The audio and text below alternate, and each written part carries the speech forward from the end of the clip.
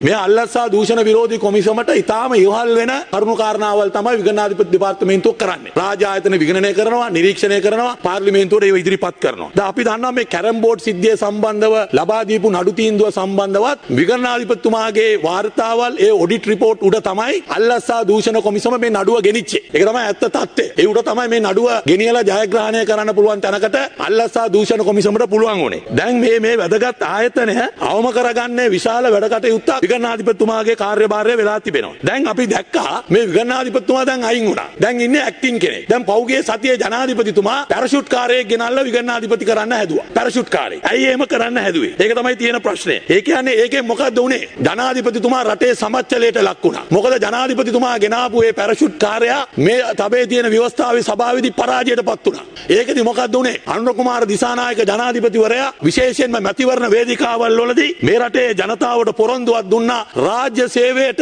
ඒ සේවයේ නොදුසුදු පුද්ගලයන්, සුදුසු නැති පුද්ගලයන්, කාර්යමශාවය නැති පුද්ගලයන්, ඒ අධ්‍යක්ීම් නැති පුද්ගලයන් තනතුරු දෙන්නේ නැහැයි කියන එක තමුන්නාන්සලාගේ ප්‍රතිපත්ති ප්‍රකාශයේ 197 වන පිටුවේ ඒක ලියලා තියෙනවා. එහෙම තිබෙද්දි තමයි ජනාධිපතිතුමා ඇවිල්ලා හොරෙන් ගෙනල්ලා වැට පන්නලා ගෙනල්ලා Tamanගේ හිතයත එක්ක පත් කරන්න හැදුවා.